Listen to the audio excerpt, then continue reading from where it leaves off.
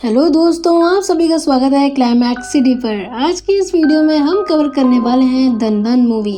ये movie Conjuring and Annabelle से पहले की कहानी है अगर हम टाइम बेसिस पे देखें तो। इवन आज भी ये मूवी हॉन्टिंग के नाम पर काफी ज्यादा फेमस है। ये मूवी बेस्ड है एक चर्च पर जहाँ पे एक सिस्टर विक्टोरिया नाम की सुसाइड कर लेती है। सुसाइड का रीजन जानने के लिए वेटिकन से एक प्रीस्ट और लंदन से एक सिस्टर ज्वाइन करते हैं जहां उन्हें अनगिनत राज पता चलते हैं। तो क्या थे वो राज? जानने के लिए वीडियो को लास्ट तक जरूर देखें और अगर आपने हमारे चैनल को अभी तक सब्सक्राइब नहीं किया है तो लाल बटन दबा करके सब्सक्राइब कर लीजिए, बेल नोटिफिकेशन ऑन कर दीजिए जिससे वीडियो सबसे पहले एग्जैक्टली आपके पास पहुंचे। So without wasting any more time अब मूवी देखते हैं। मूवी की शुरुआत में हमें कॉन्जरिंग के कुछ पार्ट्स दिखाया जाता है जहाँ पे लोरेन अपने हस्बैंड के मरने का विजन देखती है एंड उसे एक नन दिखाई देती है जो बहुत ही ज्यादा शैतानी सोच की थी, जिसका एक ही मकसद रहता है रियल वर्ल्ड को अपने कब्जे में करना। नन की कहानी शुरू होती है 1952 रोमानिया के एक सेंट करता चर्च से, जहां आधी रात को दो सिस्टर जेसिका और विक्टोरिया एक ऐसी डोर के सामने प्रे करते हुए जाते हैं जिसमें लिखा हुआ था गॉड्स एंड हियर। इसका मतलब गॉड का साथ यहीं तक। सिस्टर विक्टोरिया डरते हुए सिस्टर जेसिका से पूछती है कि क्या हम सही कर रहे हैं। इस पे जेसिका चाबी हाथ में पकड़े हुए कहती है कि इसके अलावा हमारे पास कोई और रास्ता नहीं है। ये कहकर सिस्टर जेसिका डोर के अंदर चली जाती है और बाहर सिस्टर विक्टोरिया प्रे करती रहती है कि तभी चिल्लाने की आवाज आती है और सिस्टर जेसिका खून से लथपथ रहती है और चाबी देते हुए कहती है कि तुम्हें ये काम करना ही होगा क्योंकि शैतान को एक बॉडी चाहिए, अगर ऐसा हो गया तो कोई नहीं बच पाएगा। बात खत्म होने के पहले ही सिस्टर जेसिका को किसी ने अपनी ओर खींच लिया था। सिस्टर विक्टोरिया जीसस क्राइस्ट को पकड़े हुए बिल्डिंग की खिड़की के पास खड़ी हो जाती है और गॉड से माफी मांगती है एंड अपने गले में रस्सी का फंदा लगाती है। पीछे मुड़ के देखने पर दीवार पे लगे क्रॉस उल्टा होने लगते हैं और वो शैतानी नन आ रही होती है। सिस्टर विक्टोरिया डरती है और तुरंत खिड़की से कूदकर लटक के मर जाती है। उसी समय विंडो का दरवाजा बंद होता है और विंडो के सामने नन खड़ी हो जाती है। 3-4 दिन के बाद एक सुबह मॉरिस नाम का लड़का उसी बंद चर्च के पास जाता है जहां उसे सिस्टर विक्टोरिया का डेड बॉडी मिलता है। डेड बॉडी की हालत काफी ज्यादा खराब थी और देखकर ही समझ में आ रहा था कि ये 3 से 4 दिन पुराना है। यहाँ वेटिकन सिटी में हमें फादर बर्ग से मिलाया जाता है जहाँ उन्हें नन के सुसाइड के बारे में पता चलता है। वेटिकन के प्रीस्ट को लग रहा था कि उस चर्च में कुछ गड़बड़ है, इसलिए चर्च अथॉरिटीज उन्हें एक फाइल देते हैं जिसमें मॉरिस की डिटेल्स और उसका विलेज बैरिटन के बारे में था। अब क्योंकि उस चर्च में सिर्फ सिस्टर्स ही थे इसलिए प्रीस्ट को एक्सेस कम मिलेगा, इसलिए फादर बर्ग को असिस्ट करने के लिए एक पोस्टुलेंट यानी वो सिस्टर जो अभी तक अपनी शपथ नहीं ली है उसे अपॉइंट किए थे ताकि काम इजी हो। शपथ एक तरीके से श्योरिटी देता है कि अब सिस्टर पूरी तरीके से गॉड के लिए अपनी लाइफ जिएगी। एनीवे, नेक्स्ट सीन में हमें वो पोस्टुलेंट यानी सिस्टर आयरीन से मिलाया जाता है जो लंदन इंग्लैंड में एक हॉस्पिटल में बच्चों के साथ गुड टाइम स्पेंड कर रही होती है, स्टोरी वगैरह सुना रही होती है कि तभी वहाँ पे सीनियर सिस्टर आती है और आयरीन को इन्फॉर्म करती है कि वेटिकन से फादर आए हैं जिनके साथ उस हादसे वाले जगह में जाना है। इस पर आयरीन शॉक होती है क्योंकि उसने अभी तक शपथ नहीं ली थी, लेकिन सीनियर सिस्टर उसे बताती है कि वो फादर ये बात जानते हैं और उनके सामने सही ढंग से जाओ क्योंकि ये एक ऑफिशियल विजिट है। फादर बर्ग आयरन को सारी बातें बताते हैं और ताजुब की बात ये थी कि चर्च अथॉरिटीज के अपोजिट सिस्टर आयरन को उस विलेज के बारे में कुछ भी नहीं पता था, वो कभी वहाँ गई ही नहीं है। इस पे फादर बोलते हैं कि कोई बात नहीं, अब चर्च ने तुम्हें चुना है तो जरूर कोई बात होगी। दूसरी तरफ मॉरिस एक डरावना सपना देख के उठता है कि तभी उसके दरवाजे में एक नॉक सुनाई देता है। वो नॉक और कोई नहीं फादर बर्ग और सिस्टर ने की थी। मॉरिस सिस्टर आयरन को देख के फ्लर्ट करने लगता है और वो बोलता है कि आयरन चाहे तो उसे फ्रेंडशिप बुला सकती है कि तभी फादर आयरन के सिस्टर होने के बारे में बताते हैं। फादर बर्ग का सूटकेस देखकर फ्रेंची समझ जाता है कि ये प्रीस्ट है। उन दोनों के बीच में कन्वर्सेशन होता है जहाँ हमें पता चलता है कि फ्रेंची सप्लाईज देने के लिए वहाँ जाता है क्योंकि ये बहुत पहले से चलता आया, तब उसने उस डेड बॉडी को देखा था। लेकिन गांव के लोग उस चर्च को श्रापित मानते थे और उनका मानना था कि अगर गलती से भी चर्च का नाम ले लिया जाए तो थूकने से उसका असर कम हो जाता है। ये बात फ्रेंची भी बिलीव करता था, इसलिए वो उन्हें चर्च में छोड़ने से मना कर देता है।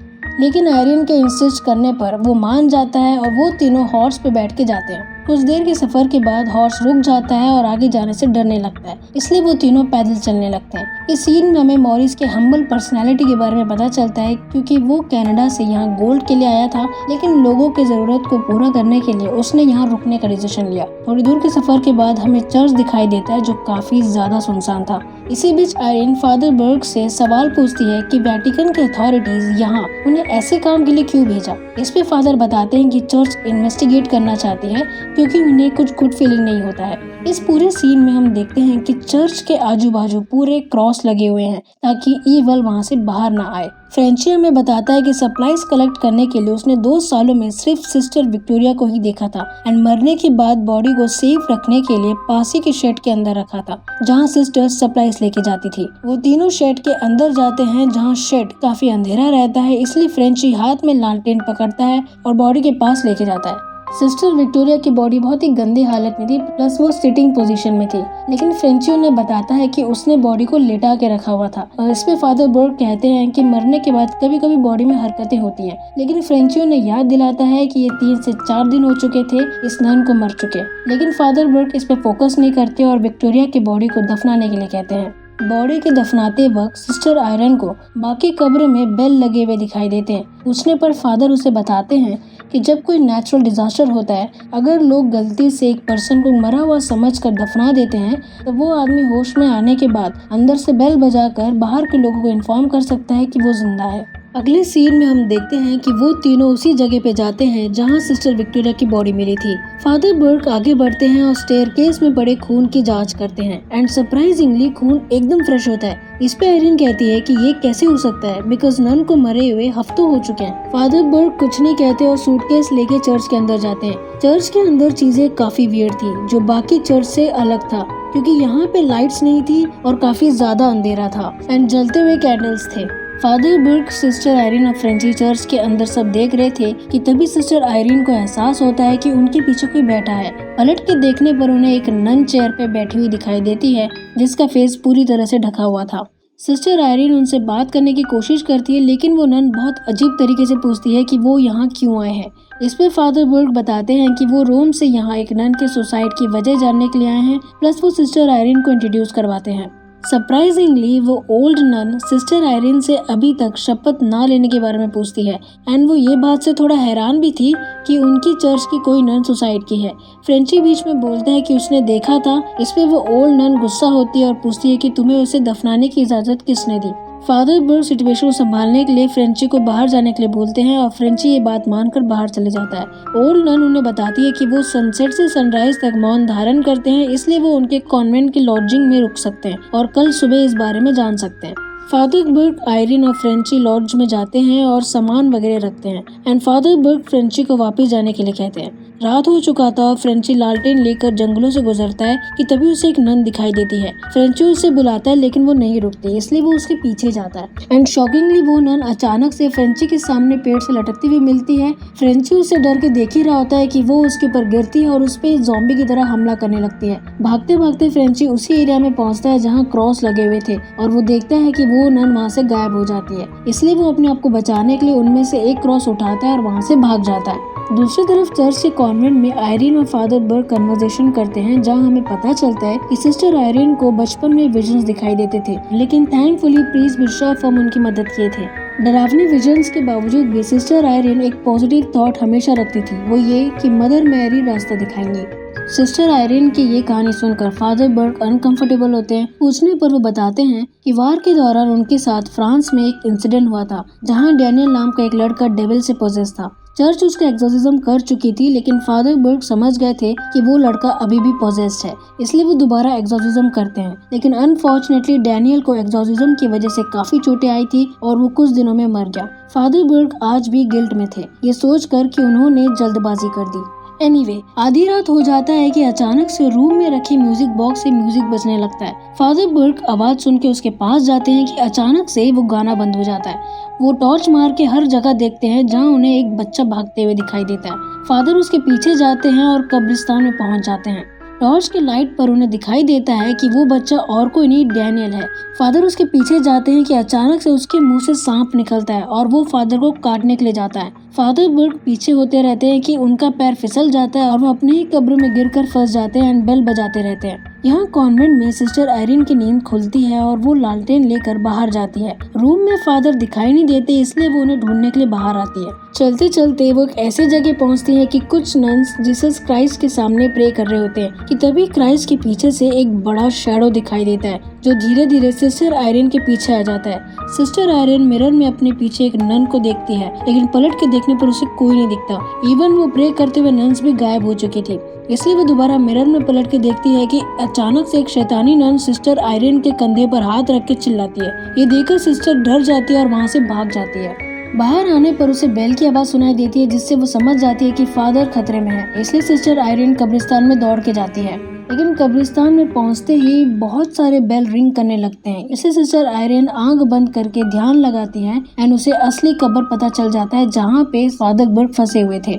सिस्टर आयरीन तुरंत उनके पास जाती है और कब्र खोलने की कोशिश करती है। यहाँ दूसरी ओर फादर बर्ग को अपने आजू बाजू से कुछ आवाजें सुनाई देती है, प्लस वो बेल जो बजा रही थी उसकी आवाज रुक जाती है। फादर ये समझने की कोशिश कर ही रहे थे कि तभी उन्हें एक स्पिरिट गला दबाने की कोशिश करती है, बट लकीली सिस्टर आयरीन सही समय में उन्हें बचा लेती है। सिस्टर आयरीन उनसे पूछती है कि वो यहाँ कैसे फंसे। इस पे वो जवाब देते हैं कि यहाँ एक इवल स्पिरिट है एंड जिस कब्र में वो फंसे थे वहाँ एक और नन को दफनाया गया था जिसके हाथ में एक किताब थी। फादर बर्ग उस किताब को लेते हैं इस उम्मीद में कि वो उनके पजल्स को सॉल्व कर देगा। अगले दिन सुबह वो वापस चर्च के अंदर जाते हैं, जहाँ उन्हें स्टेयरकेस में पहले से ज्यादा खून दिखाई देता है। वो दोनों आगे बढ़ते हैं। फादर बर्ग दरवाजा खोलने के लिए रिक्वेस्ट करते हैं। दरवाजा खुलता है और सिस्टर आयरीन अकेले अंदर चली जाती है। बिल्डिंग के नीचे से उन्हें ऊपर एक नन दिखाई देती है, इसलिए वो बिल्डिंग पे जाती है और नन का पीछा करती है। पीछा करते करते वो एक ऐसे कमरे में पहुंचती है जहां एक नन प्रे करती रहती है। सिस्टर आयरीन उसके पास जाती है और बुलाने की कोशिश कर ही रही होती है कि इतने में सिस्टर ओहाना वहां आ जाती है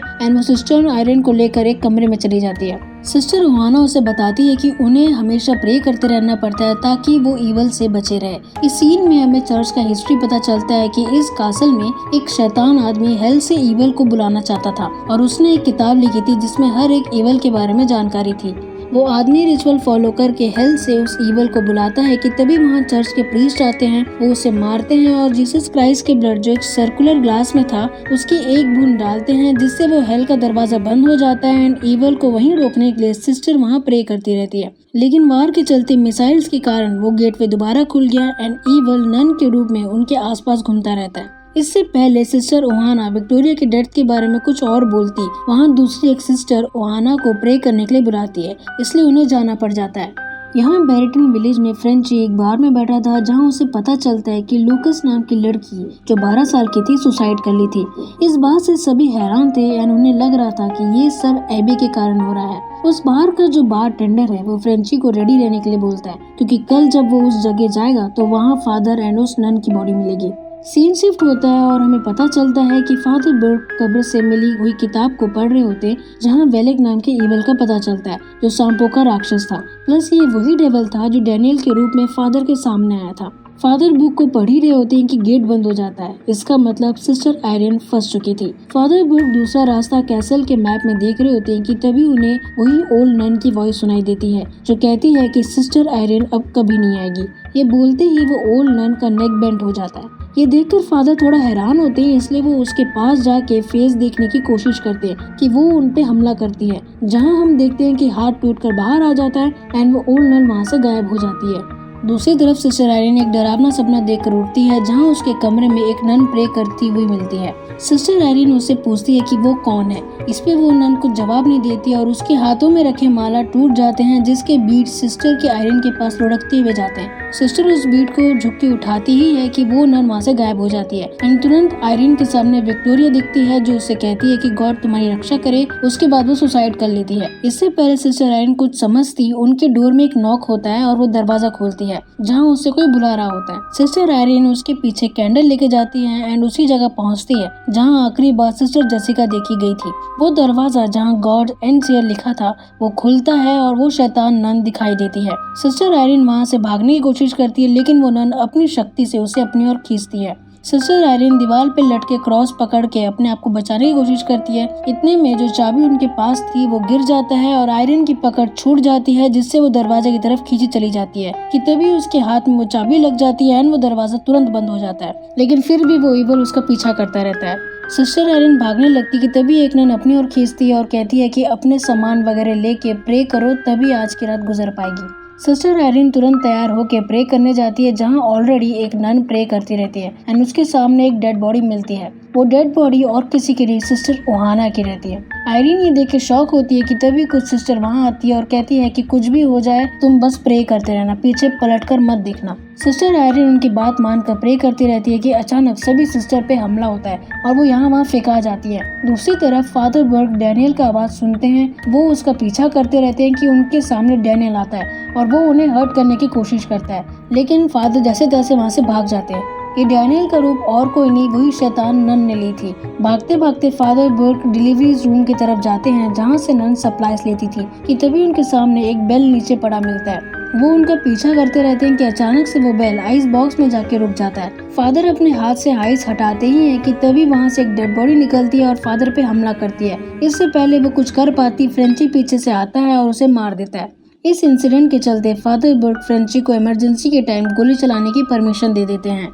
दूसरी तरफ सिस्टर आयरिन प्रे करना नहीं छोड़ती कि पीछे से वो शैतानी नन सिस्टर के पीठ में स्टार का निशान बनाती है, जिससे सिस्टर चिल्लाने लगती है, लेकिन तब भी वो प्रे करना नहीं छोड़ती। इतने में फादर बर्ग की आवाज आती है एंड वो ईवल भी वहाँ से चली जाती है। सिस्टर आयरिन नीचे गिरे सारी नन्स को हौसला देती है कि फादर अब आ गए हैं, अब वो उनकी मदद करेंगे।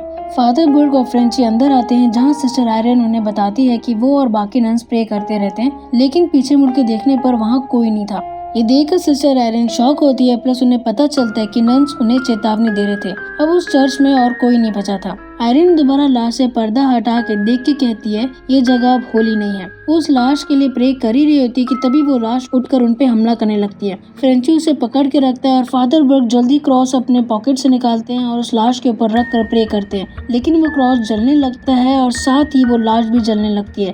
फिर भी वो लाश उनपे हमला करती रहती है कि फ्रेंची उसे गोली मार देता है। वो तीनों ये बात समझ गए थे कि सिस्टर विक्टोरिया आखिरी बची नन थी और उन्होंने सुसाइड नहीं सैक्रिफाइस किया था ताकि ईवल एक ह्यूमन सोल को पोजेस ना कर सके, क्योंकि ऐसा करने पर वो रियल वर्ल्ड में आ सकती थी। फिल्म के अगले सीन में फादर बर्ग अपने लगे चोट पर पट्टी बांधते हैं। इसी बीच सिस्टर आयरिन डिसाइड करती है कि यहाँ से जाने से पहले वो उस गेटवे को बंद करेगी और अपनी शपथ लेगी। फादर बर्ग बुक के वर्ड्स पढ़ते हैं, जिससे सिस्टर आयरिन अब एक पूरी नन बन चुकी थी। ईवल को रोकने के लिए गेटवे बंद करना होगा और उसके लिए जीसस क्राइस्ट का वही ब्लड चाहिए था जो पहले यूज किया गया था। इसलिए वो तीनों सुरंग की तरफ जाते हैं और सिस्टर आयरिन के पास जो चाबी थी उसे यूज करके वो एक छोटा दरवाजा खोलते हैं, जहाँ जीसस क्राइस्ट का ब्लड था। शुरू में तो ये रास्ता वो समझ नहीं पाए, लेकिन मदर मैरी के स्टैचू ने उन्हें उस दरवाजा की ओर पॉइंट कर दिया है, जिससे वो समझ जाते हैं कि यही वो दरवाजा है जहाँ पे उन्हें जीसस क्राइस्ट का ब्लड मिलेगा। फादर बर्ग उस क्राइस्ट के ब्लड को सिस्टर आयरिन को पहनाते हैं, क्योंकि वो इसकी हकदार थी।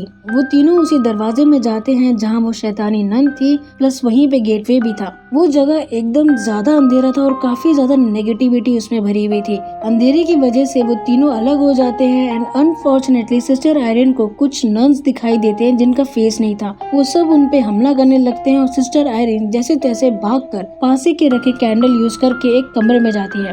कमरा एकदम अंधेरा होता है, लेकिन अचानक से वहाँ एक कैंडल जलता है। आयरिन उसे देखने के लिए जाती है कि तभी एक एक करके सर्कल में दिए जलने लगते हैं और उसके सामने व्हाइट कपड़ों में नन्स खड़े रहते हैं, जिनका सर कपड़े से ढका हुआ था। ये देखकर सिस्टर आयरिन बहुत जोर से चिल्लाती है। चिल्लाने की आवाज सुनकर फ्रेंची दरवाजा तोड़कर अंदर जाता है और उन्हीं नन्स के बीचों से धीरे धीरे जाता रहता है कि थोड़ी देर में वो सारी नन वहाँ से चली जाती है और हम देखते हैं कि सिस्टर आयरिन उस जमीन पे बने स्टार ड्राइंग पे अजीब तरीके से खड़ी थी और फेस ढका हुआ था। फ्रेंची उसके पास जाता है और कपड़ा हटाता है कि तुरंत सिस्टर आयरिन में पोजेस्ड नन चिल्लाती है, जिससे फ्रेंची दीवार पे जाके टकराता है। दूसरी तरफ फादर बर्ग बाकी ज़ॉम्बी नन्स के साथ फाइट करते रहते हैं और अपने आप को बचाने के लिए होली वाटर से क्रॉस बनाते हैं और लालटेन के आग से जलाते हैं, जिससे वो नन्स वहीं रुक जाती है और फादर बर्ग वहां से भाग जाते हैं। यहाँ पोजेस्ड आयरिन फ्रेंची को मारने ही वाली थी कि फ्रेंची धीरे से आयरिन के गले में लटके प्रीस्ट के ब्लड अपने हाथों में लेता है और नन के मुंह में लगा देता है, जिससे वो शैतानी नन आयरिन की बॉडी से बाहर आ जाती है और फ्रेंची का गला दबाने लगती है। सिस्टर आयरिन उसे बचाने की कोशिश करती है, लेकिन नन की ताकत से वो दूर फेंका जाती है, जहाँ बहुत पानी भरा रहता है। वो इवल नन फ्रेंची को गिराती है जिससे वो बेहोश हो जाता है। फादर बर्ग आयरन को बचाने के लिए आते हैं कि तभी डैनियल उन पे हमला करता है और उसके मुंह से सांप निकलता है जो फादर बर्ग को काट देता है। फादर के सामने सिस्टर आयरन पानी में रहती है जिसके हाथों से क्रिस्ट का वो प्योर ब्लड छूट जाता है। आयरन उसे पकड़ने की कोशिश करती है लेकिन अचानक से वो इवल नन पानी से बाहर आती है और आयरन का गला दबाकर पानी में डुबाने की कोशिश करती है। फादर बर्ग प्रे करते हुए सिस्टर को बचाने की कोशिश करते हैं लेकिन अगेन वो इवल नन उन्हें दीवार की तरफ फेंक देती है। सिस्टर आयरन सांस नहीं ले पाती इसलिए वो क्रिस का ब्लड पानी से ऊपर करती है जिससे उस नन को लगता है कि वो हार मान ली है। इसलिए वो शैतानी नन उसे मरा हुआ समझकर सिस्टर आयरन को पानी से बाहर निकालती है कि तभी हम देखते हैं कि सिस्टर आयरन अपने मुंह से ब्लड इवल के ऊपर फेंक देती है प्लस वो ब्लड की एक बूंद पानी में भी गिर जाता है और हम देखते हैं कि वो गेट पे धीरे धीरे बंद होने लगता है और इवल भी उसके अंदर चली जाती है। सिस्टर आयरन बेहोश होकर पानी में डूबने लगती है कि फ्रेंची पानी में कूदता है और वो उन्हें बचा लेता है। धीरे धीरे सब नॉर्मल होने लगता है। फादर बर्ग और सिस्टर आयरन वहाँ से जाने लगते हैं एंड अब वो प्लेस खाली हो चुका था। फिल्म के एंड में हम देखते हैं कि मॉरिस उन्हें घोड़े में बैठा के छोड़ता है लेकिन शॉकिंगली उसके गले के पीछे एक उल्टा क्रॉस नजर आता है। एंड हम 20 इयर्स बाद आते हैं जहाँ पे लोरेन और उसके हस्बैंड मॉरिस का क्लिप दिखाते हैं जिसमें उसके पूरे शरीर में उल्टे क्रॉस आने लगते हैं। एंड मॉरिस लोरेन के आंखों में देखता है जहाँ वो उसी शैतानी नन को देखती है प्लस वो ये भी देखती है कि मॉरिस के मुंह में वो शैतानी नन सांप भेज देती है जिसकी वजह से मॉरिस पोजेस्ड हो जाता है। सो गाइस ये थी हमारी आज की वीडियो। आई होप आपको ये एक्सप्लेनेशन अच्छा लगा होगा और अगर अच्छा लगा है तो मेक श्योर कि आप लाइक करें, शेयर करें अपने फैमिली फ्रेंड्स को, सब्सक्राइब करें और कमेंट करके बताइए कि आपको ये वीडियो कैसा लगा। मिलते हैं नेक्स्ट वीडियो में, तब तक के लिए गुड डे।